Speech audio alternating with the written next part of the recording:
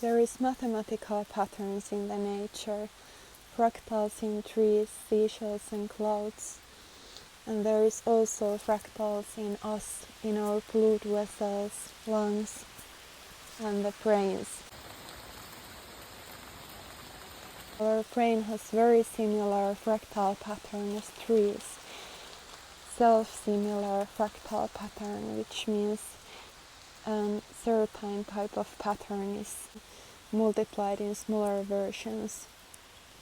It would be beautiful and poetic to say that our brain recognizes itself in the nature, even though it's just that our brains process the patterns of nature efficiently, which allows us to have like this restorative attention that eases our cognitive load.